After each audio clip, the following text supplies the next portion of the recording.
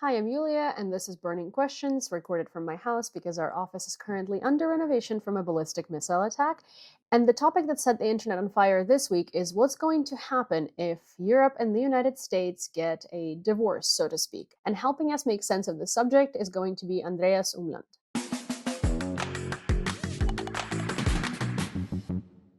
So I'm an analyst at the Stockholm Center for Eastern European Studies of the Swedish Institute for International Affairs. Amazing. Well, really good to have you here again.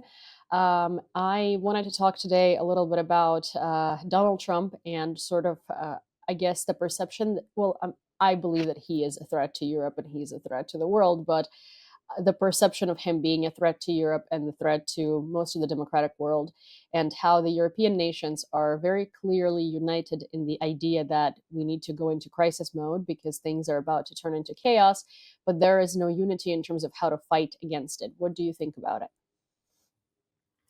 First of all, I would like to wait to see what material repercussions this new rhetoric of the Trump administration will have, how far this will then actually translate into policies.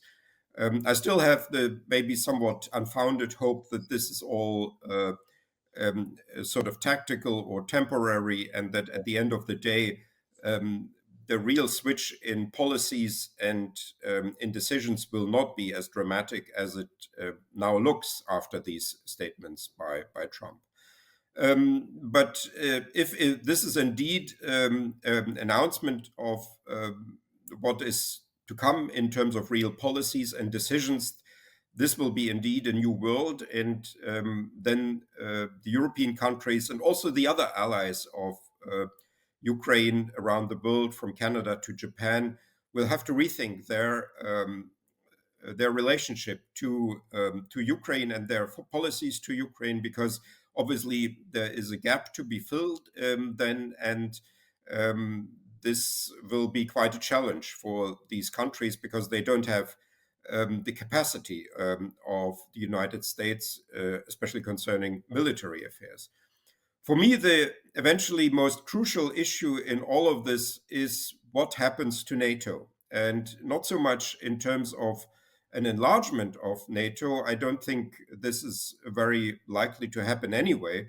I never thought that the accession of Ukraine to NATO will be soon and quick, and I also stated that openly, repeatedly on various Ukrainian and non-Ukrainian media.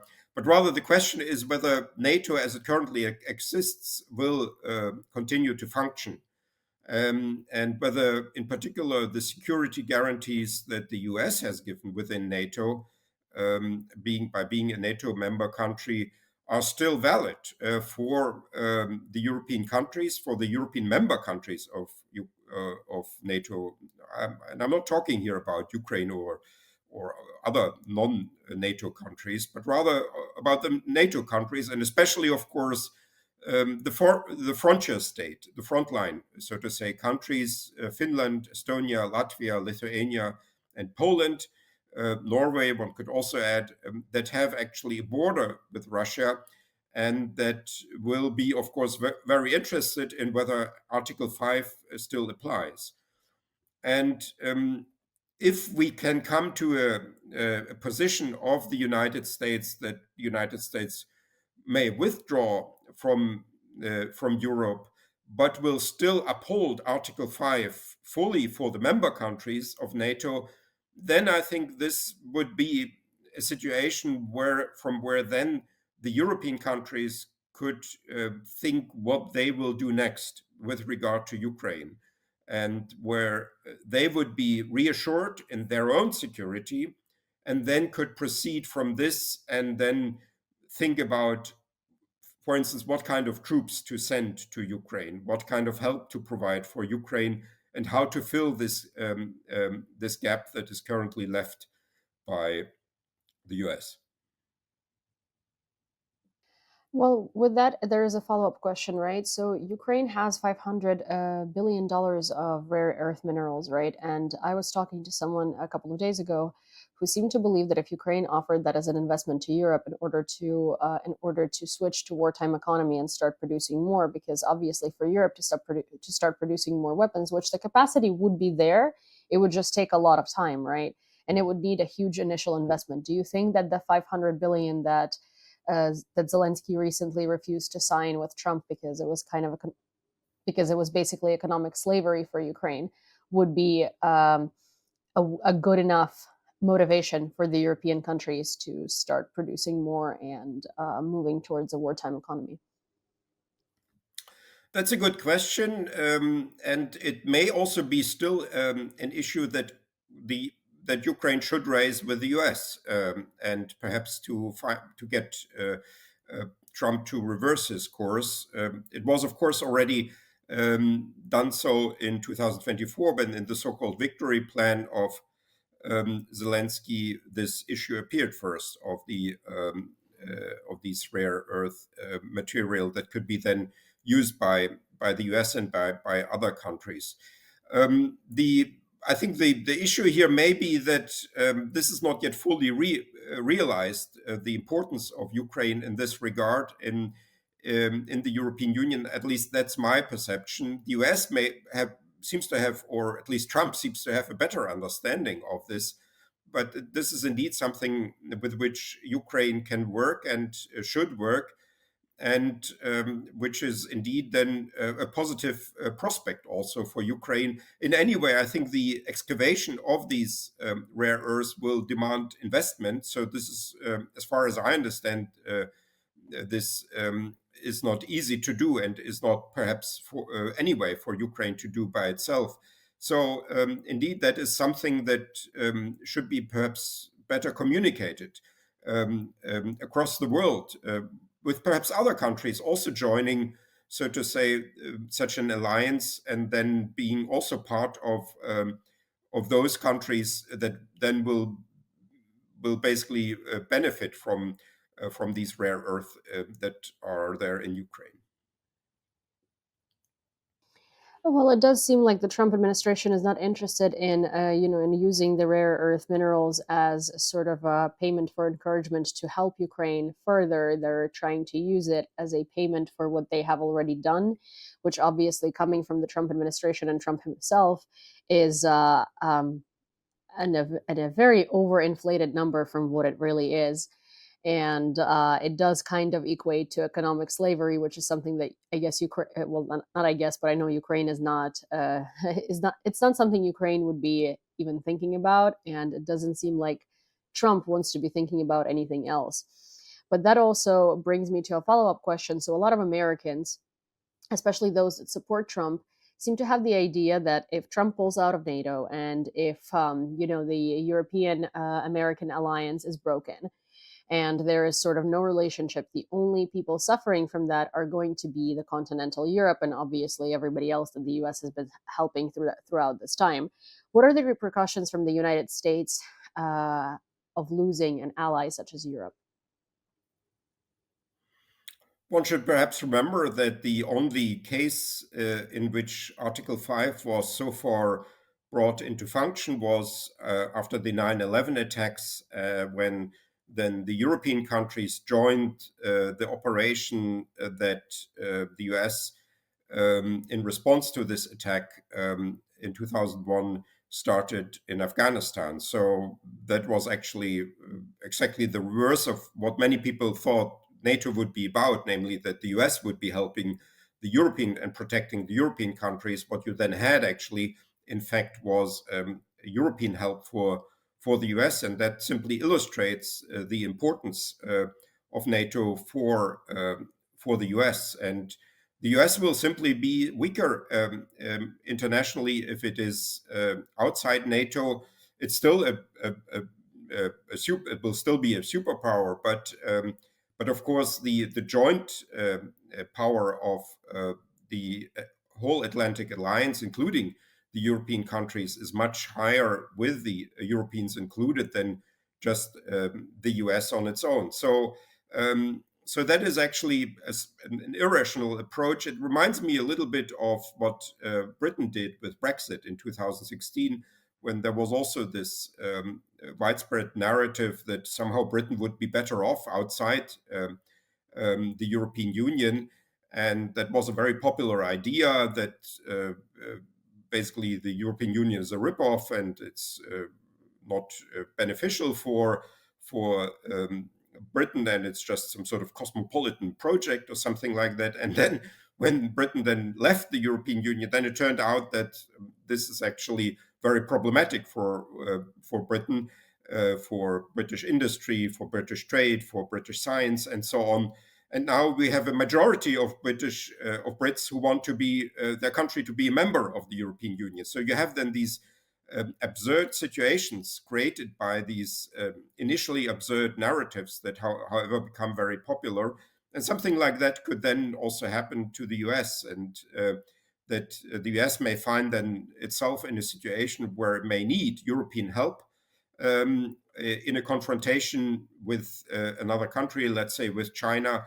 But then without NATO, this help will be it will not be clear where this help will how this help will be then actually enacted. So yeah, this is a huge success, one could say, of Russian propaganda.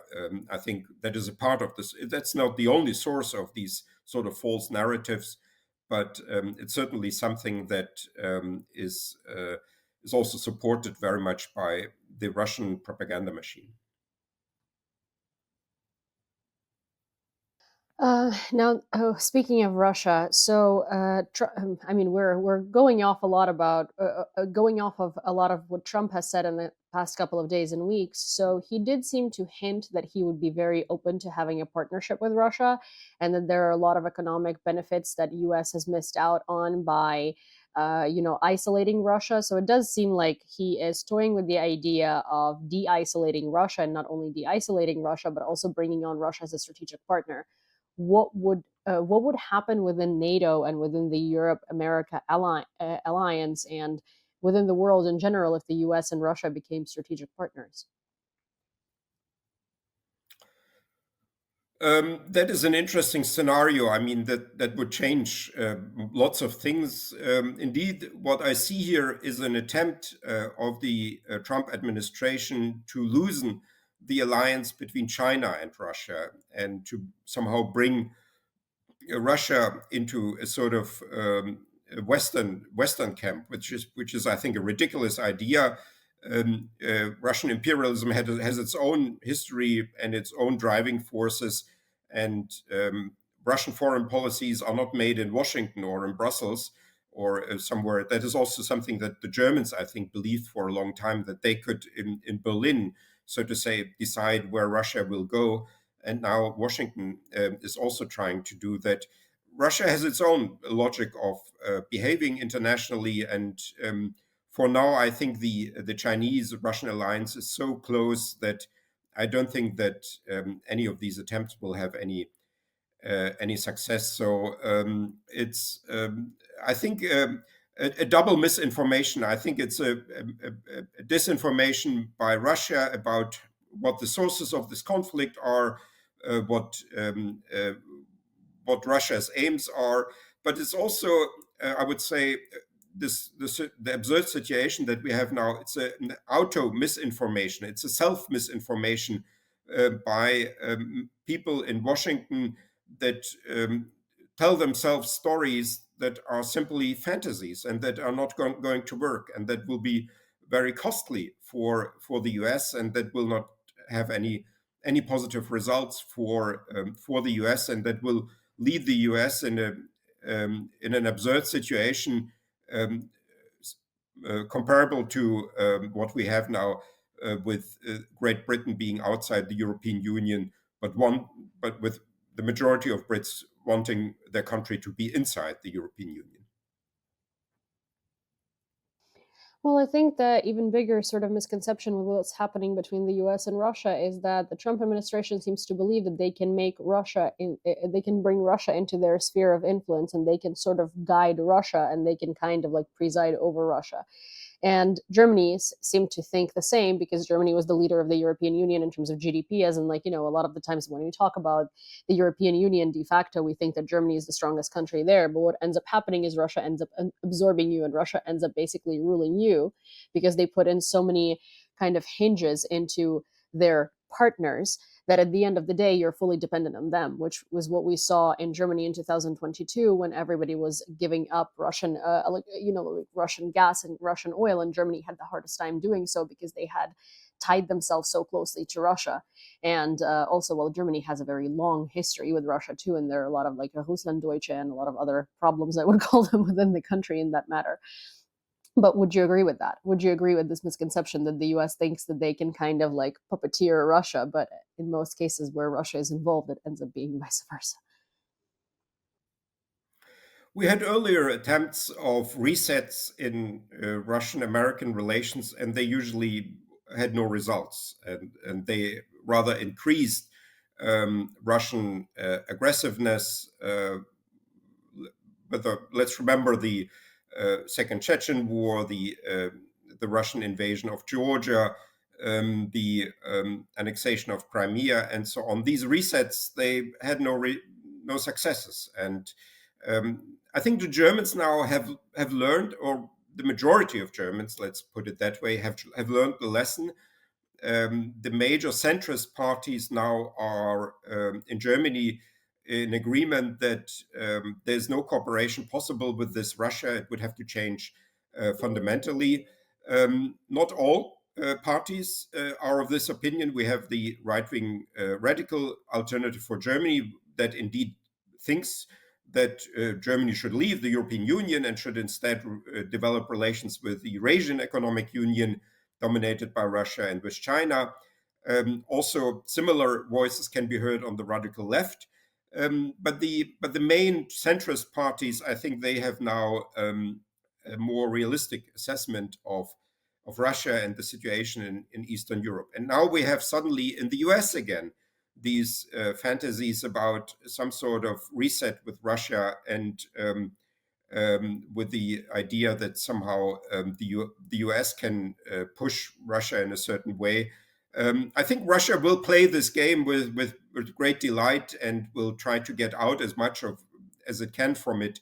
But at the end of the day, the main impulse here for Russia in all of this is pan-Russianism. That is the idea that the Belarusian and the Ukrainian nations do not exist as separate cultural communities and as independent nations, and Russian imperialism. And these are the main driving forces, and no US administration can somehow neutralize this.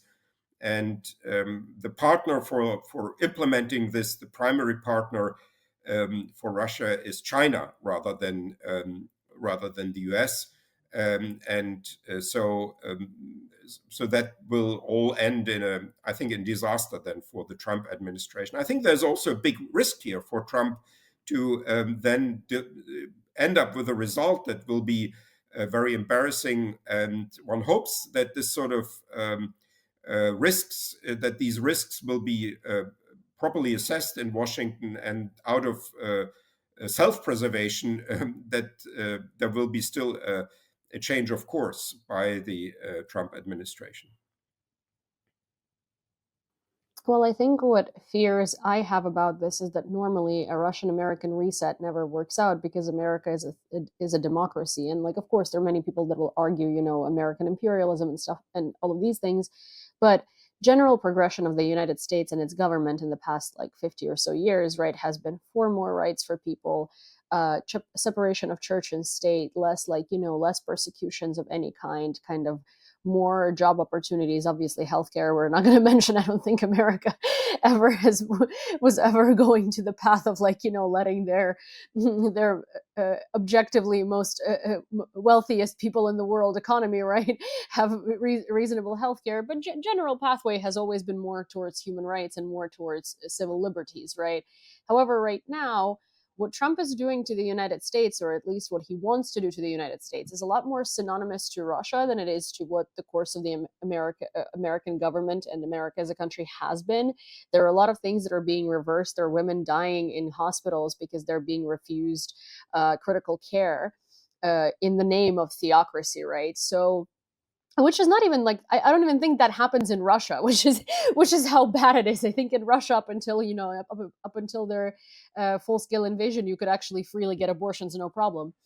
But here, it's there is a lot going on, and I wonder if that would actually change the course of the Russian American reset, because they're I think the values of the Trump administration are a lot more similar to Putin than they are to the free democratic world. Yeah, I just published in Ukrainian and in other language a comparison of Trump and Yanukovych, which sort of starts with their engagement of Paul Manafort in the electoral campaigns of both politicians, but also the way in which they tried to gain power by illegal means, by electoral fraud in the case of Yanukovych, and then by this coup attempt in Washington. Also, the fact that they were sort of fighting against democratic women. In Yanukovych's case, that was in 2010, Yulia Tymoshenko, and in Trump's case, these were Hillary Clinton and Kamala Harris. But most of all, I think the biggest similarity here is the enormous role of so-called oligarchs or plutocrats in the rise of both of these politicians. So when Yanukovych gained power in 2010, his major ally was Rinat Akhmetov, the richest man of Ukraine, and for Trump, this is now Elon Musk, the richest man of the US and the world. And you have now this attempt to create a plutocracy, an oligarchy in the US. And my speculation was actually that at the end, perhaps also the finale of this Trump administration may look in some way similar to the end of Yanukovych's reign in 2014, namely that you will have then at some point a large mobilization of civil society in the US against the Trump administration, large protests, perhaps also an escalation, perhaps also a violent escalation. But there are a number of similarities between both of these politicians and both of these attempts to redirect the domestic and foreign affairs of Ukraine between 2010 and 2014, and the current redirection of US domestic affairs and foreign affairs by Trump, I think, to warrant such a comparison. Although, of course, the two countries are very different from each other, and there are also, of course, much more dissimilarities between the US and Ukraine. But there are some intriguing similarities between both of them. And the US is an old democracy. I cannot imagine that this will simply go through. And I also think that simply economically, I don't think Trump will be very successful. That was also then Yanukovych's problem that he couldn't actually deliver, even for his own electorate, what he had promised. And I think with Trump, it will be maybe not quickly, but with time, also people will understand that this is also economically a dead end into which Trump is leading the US right now. I mean, well, Yanukovych was Putin's puppet, so I don't think he necessarily had his own economic plans. I think his economic plans were what Putin wanted to do to Well, Ukraine, which was Yanukovych just was destabilize it, supported by kill Putin. its military and kill its economic. Yeah. Well, all I was saying is that, yeah, it was basically like Putin trying to destabilize Ukraine, kill its military, and kill its economic potential. So it's not that uncanny that that that Yanukovych would be doing these things. With Trump, I think it's just pure inadequacy, because he's not qualified to be president, and he's not qualified to lead a country as big and as strong and requiring as many sort of, I don't know, neurons in your brain firing as the United States is. Yeah, I mean, Yanukovych is, I I'm also think, a curious. more You complicated mentioned figure. AFD. this is also something that came out of my reading. Yeah, go ahead. Yeah. So Yanukovych, I think, is a more complicated figure. He was, of course, in some ways a Russian puppet, and he was a pro-Russian politician, but he also had his own interests, and there was indeed the negotiation of the uh, association agreement with the European Union, and it was initialed under Yanukovych, and there was actually a drive to finish this process. And then at the end, I think the Russian pressure and the Russian incentives to not sign the agreement were stronger than the motivation to sign it. But I wouldn't simply reduce Yanukovych to a Russian agent. He was certainly not somebody committed to Western democracy and Western values, but he had his own sort of agenda and failed at the end simply. And and I think also Trump, he has some sort of idea where he wants to lead the U.S. It's simply that this is a fantasy world that he lives in, and that could be like for Yanukovych, then also be the reason for his failure.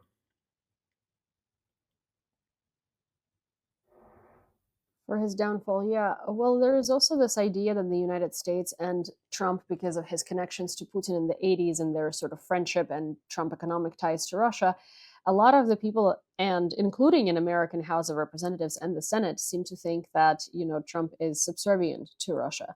In fact, I don't know if you've seen this yet, but Representative Jack Kimball actually introduced a bill in, well, obviously it's a joking bill, but it's to prove a point, to rename the American Congress to the American Duma, because, and I will quote, as a vassal state, it will reaffirm our dedication to representative government and the spirit of freedom and liberty to the extent that the new Russian management allows. What do you think of that? I'm actually more hopeful that at the end, the US has a civil society, a democracy, a tradition of rule of law that will come to the fore again, and that this current assault on US democracy and US government and US rule of law will end in disaster and for Trump and for his administration.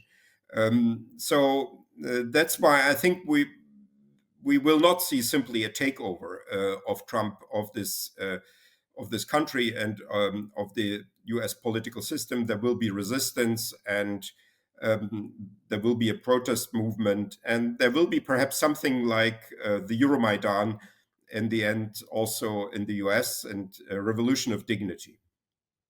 Yeah, that's something that I was that I'm actually not waiting for, but I think that that's the only way for the U.S. to not change its course so drastically in the next 4 years that it might be irreversible for quite some time. I think the revolution of dignity is the only thing that really could help the American people. I've seen a lot. So I used to live in the US for 14 years. So obviously everything that I consume in social media and otherwise, a lot of my friends are living in it today, right? The joke is that I moved to the war zone and now everybody is like, oh, well, in time, you know, because it seems like it's a lot safer to live here than it is in the modern day US. Mm. And a lot of people are comparing it to the Handmaid Tale because of everything that's happening with women's rights and LGBT rights. Um, and yeah, I really do hope that that's something that it'll be prevented through either laws or civil resistance. I think you and Gabrielis Landsbergis both agree on this, and both of you are hoping for the rule of law. He's also very optimistic. I and most of my American friends are really not, so this is quite therapeutic to hear. I think my last question, which is quite not on subject, but interesting to hear your opinion about AFD. A lot of young people are voting for AFD. The AFD is led by a woman whose grandfather was appointed by Hitler directly, and she's also a lesbian. Together, they both live in Switzerland, so that means that if all of her immigration policies and all of her policies that she wishes to see in Germany were to actually come to effect, they wouldn't really change anything for them because they do reside in Switzerland. How is this unfolding in Germany, and what are the chances of the AFD actually winning in this round of elections? Yeah, the alternative for Germany is actually, I would say, merely a German variety of an all European phenomenon. So we shouldn't forget that we have similar parties in other countries that have come up earlier. In a way, even Germany was a latecomer in terms of the rise of a right wing radical party. So this is not something so unusual. What my hope is that we have in Germany a tradition of isolating and stigmatizing such parties. And so far, this tradition is holding up. So far, all other parties are rejecting cooperation with this alternative for Germany.